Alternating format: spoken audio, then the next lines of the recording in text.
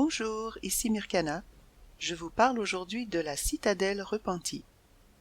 Il s'agit d'une campagne temporaire qui se déroule du 18 août au 8 décembre 2020. Elle est en 4 phases. Sur PC, nous venons de commencer la phase 2, alors que sur console, ils viennent de débuter la phase 1. Il faut d'abord avoir accès à la Citadelle Infernale pour pouvoir faire la campagne. On obtient l'accès une fois que l'on a terminé la campagne Voie des Déchus, après avoir rendu la dernière quête, une étincelle de vertu, que l'on obtient après avoir traversé les tunnels de la croûte et affronté Zariel. Plusieurs PNJ nous y attendent pour nous donner des quêtes, dont Zariel, Lulu et le Saint Registre de Députation. Ces quêtes nous donneront des faveurs de Zariel. Vous pouvez monter les faveurs de Zariel en faisant les quêtes et les défis hebdomadaires. Les quêtes renouvelables sont celles données à la citadelle par les PNJ et le panneau. Les défis hebdomadaires sont indiqués dans la campagne et consistent à tuer 200 mobs, ouvrir 5 cartes au trésor, faire 2 donjons épiques en normal et 2 donjons épiques en hardcore, tel que demandé. Pour faire un donjon en hardcore, vous devez monter un groupe, partir en privé et cocher la deuxième case dans les options d'instance de la file d'attente qui se trouve avec le bouton en bas à gauche. Beaucoup aussi font la rencontre héroïque majeure Ascension, située au quai de Stygia. Vous looterez des faveurs de Zariel sur tous les mobs que vous toucherez, ainsi que sur le boss, le commandeur Lazul. Si vous vous trouvez sur une map où il y a une BHE intacte, et dont le décompte n'est pas commencé, il vous suffit de mettre un petit message en canal zone et tout le monde accourra. Vous pouvez faire de même en répondant aux appels en zone pour rejoindre des groupes de BHE.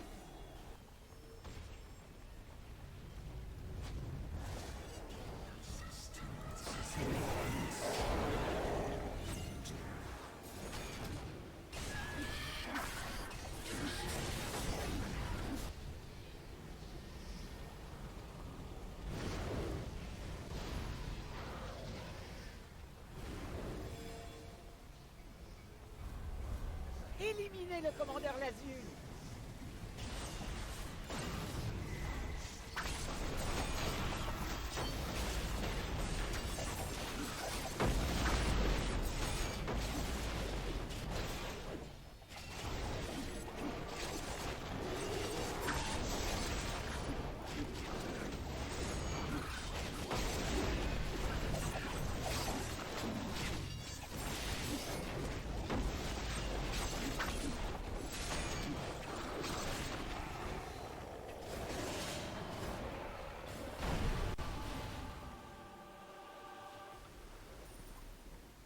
Quand on ouvre la campagne, on voit notre progression personnelle pour la phase en cours en haut et la progression du serveur qui est celle de tous les joueurs participant à l'événement en bas.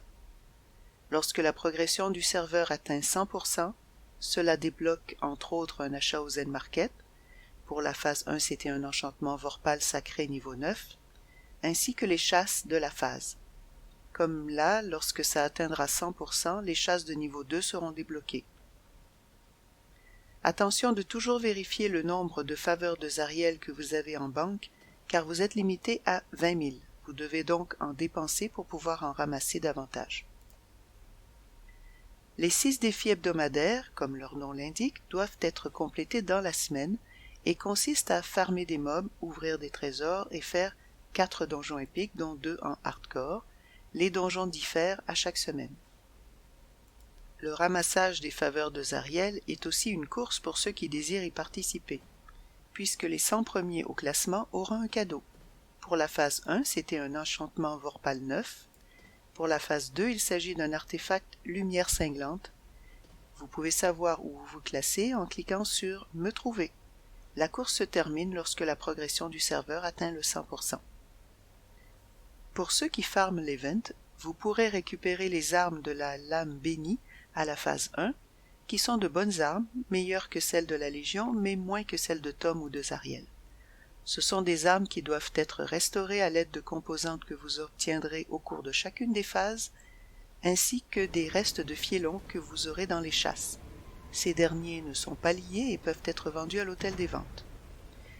ce qui fait que les armes ne pourront pas être restaurées pleinement avant le début décembre.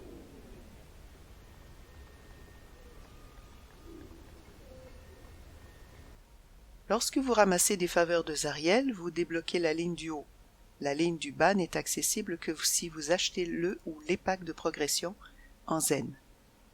Le pack de bénédiction du remodeleur à 5000 zen qui débloquait la ligne du bas sur les 4 phases, ainsi que le pack qui débloquait la phase 1 uniquement, ne sont plus achetables sur PC depuis le début de la phase 2.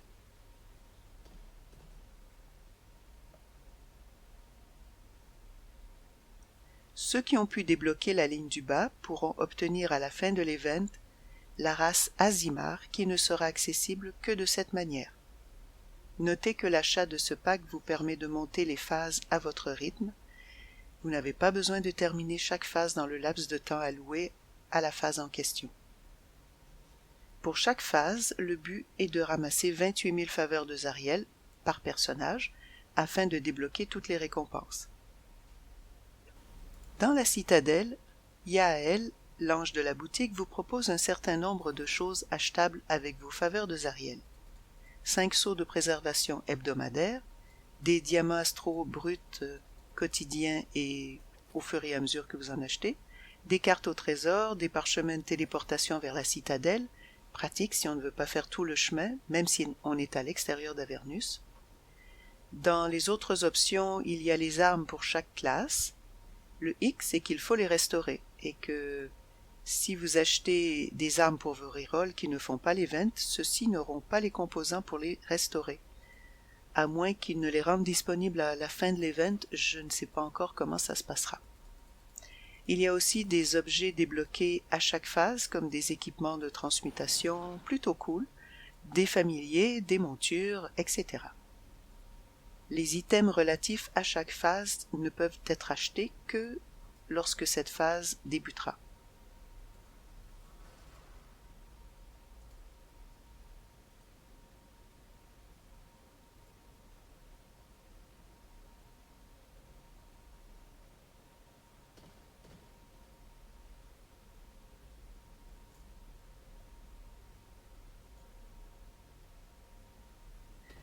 À la fin de la phase 1, lorsque le compteur a atteint les 100%, les chasses du même niveau ont été débloquées. On s'attend à la même chose pour les chasses de niveau 2 lorsque le compteur du serveur aura atteint les 100%.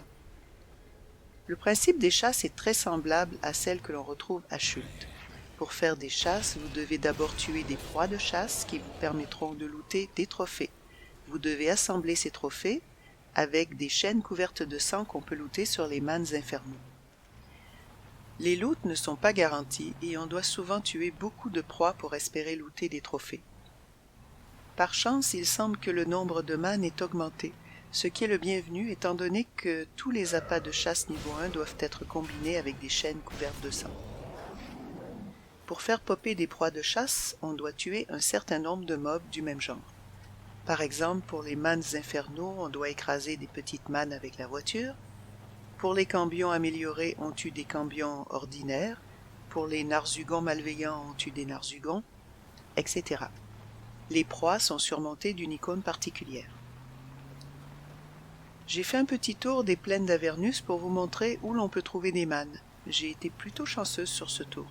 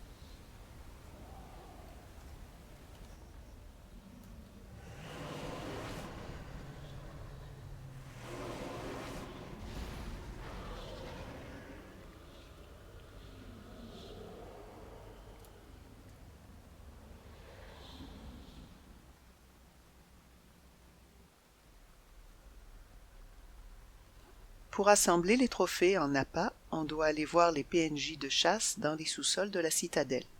Pour le moment, seul le premier PNJ est accessible. Salutations.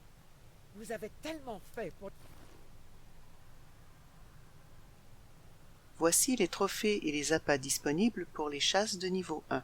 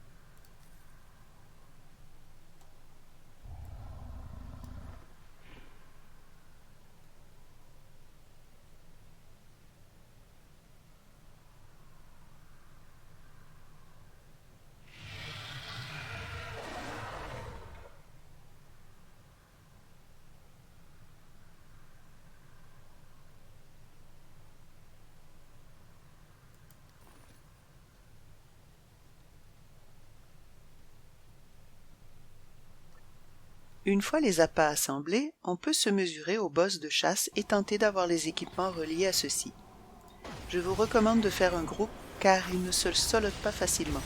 Il faut bien éviter les zones rouges ou vertes comme ici. Le loot n'est pas garanti et si vous avez des hôtes indésirables avec vous, externes à votre groupe, ils risquent de vous piquer le loot. Alors essayez d'aller dans une instance pratiquement vide.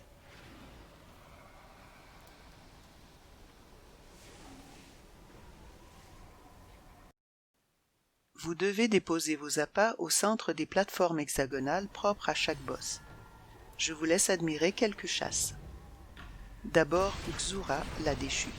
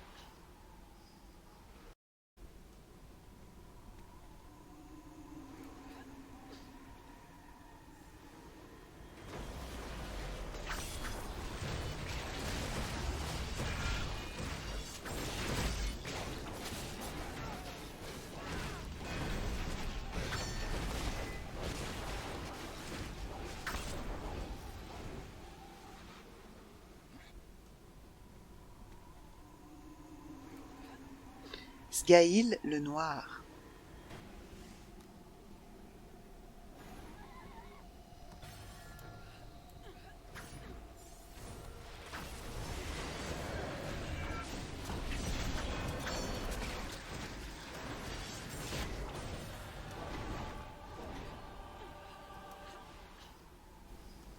Et Jacinthe la Vaniteuse.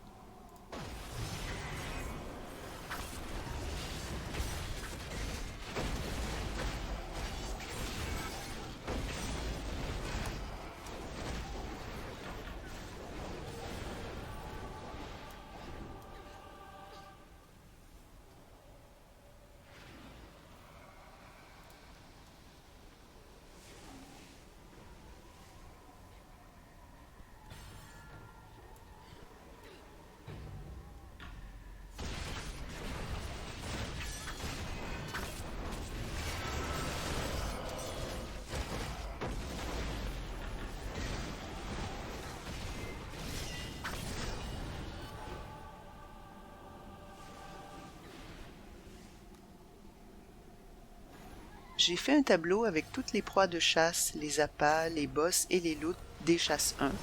Vous trouverez le lien vers l'image dans la description. Également, voici la map créée par Mélissandre contenant tous les emplacements de proies et de chasse connus à l'heure actuelle.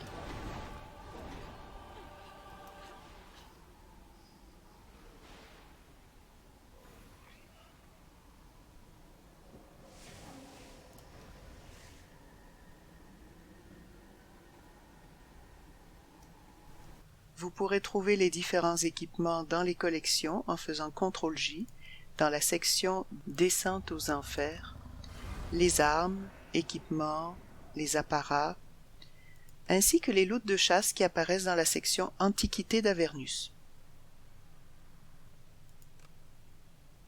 Je ne sais pas si cela a changé, mais je n'ai pu voir que les 3 loots que j'ai eus dans les chasses. Ils apparaissent peut-être au fur et à mesure qu'on les loot.